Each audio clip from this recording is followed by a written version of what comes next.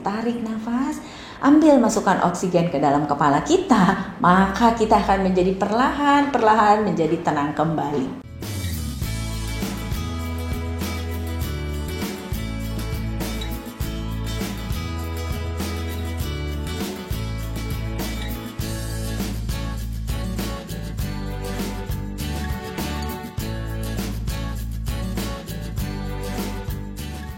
Untuk kita menjadi seorang yang profesional, kita menjadi seorang yang handal, kita harus melakukan 5 hal ini. 5 hal ini adalah: 1. Kita tahu tentang diri kita.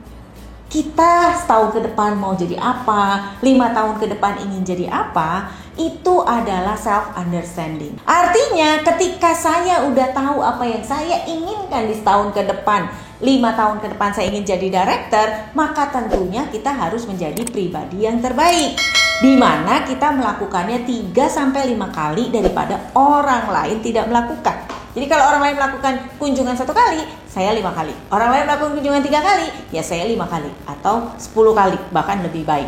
Jadi kita punya waktu benar-benar luar biasa. Artinya orang melakukan 6 bulan, saya melakukannya sebulan selesai. Jadi pencapaian 6 bulan saya udah kerjakan di sebulan. Itulah mimpi kita akan tercapai dengan kita mengerti diri kita sendiri. Yang kedua, ketika saya sudah mengerti diri sendiri, saya udah punya planning, self awareness, hari ini ngapain, besok ngapain gitu ya. Kemudian minggu depan apa yang saya lakukan, itu adalah self awareness. Kemudian kita melakukan self control. Apa-apa aja yang membuat kita berperilaku tidak baik dan bagaimana kita menjaga agar perilaku dan emosi kita tetap terjaga. Itu yang membuat kita selalu dalam kondisi profesional. Mau kita dalam keadaan marah sekalipun, kita tetap dalam kondisi tenang. Jadi mau di sini atau di sini membara gitu, kalau kita latihan untuk menjadi tenang, menahan emosi, tarik nafas, ambil masukkan oksigen ke dalam kepala kita, maka kita akan menjadi perlahan-perlahan menjadi tenang kembali. Jadi ketika kita dalam keadaan emosi atau marah, kita ke WC, kita ke tempat yang sepi, dan kita ke tempat yang terbuka lihat udara untuk mengambil oksigen. Setelah kita kembali tenang, baru kita berhadapan lagi dengan nasabah atau teman kantor kita atau atasan kita dan apapun itu, sehingga kita mampu mengontrol emosi kita. Nah, itulah know yourself. Yang kedua adalah kita nggak pernah bosan karena terus-menerus kita meningkatkan pengetahuan kita, yaitu continuous improvement knowledge. Apakah kita mengupdate berita-berita yang ada hari ini di masyarakat, ada berita apa aja, ketika ada pandemi, ketika ada vaksin, ketika ada dan lain sebagainya, kita paham. Nah, ketika kita sudah tahu dunia luar seperti apa berita-berita, kita tahu prosesnya. Nah, itu yang membuat kita harus terus-menerus mengupdate pengetahuannya kita. Kemudian yang ketiga adalah business communication dan digital communication. Business communication adalah bagaimana kita mampu menjadi pendengar yang baik. Jadi pendengar itu gak mudah karena kita kebiasaannya nyerocos aja. Nah, sehingga business communication ini caranya gimana untuk jadi pendengar? Nih, caranya gimana? 5W 1H. Bagaimana itu dilakukan? Kapan?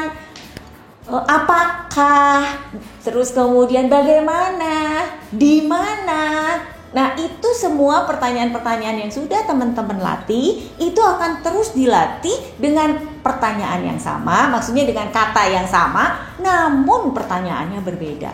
Kemudian digital communication, bahwa kita bisa jadi kita vlog, foto bersama. Maka kenapa sosial media ini perlu teman-teman tingkatkan, karena di dalam sosial media Anda bisa memperkenalkan produk, memperkenalkan diri Anda.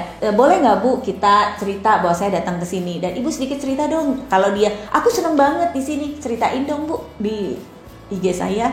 Nah, itu tuh benar-benar merupakan environment positif yang bisa dibagi melalui jaringan sosial medianya kita. Oke, berikutnya adalah kita storytelling. Yang paling penting adalah menjaga hubungan.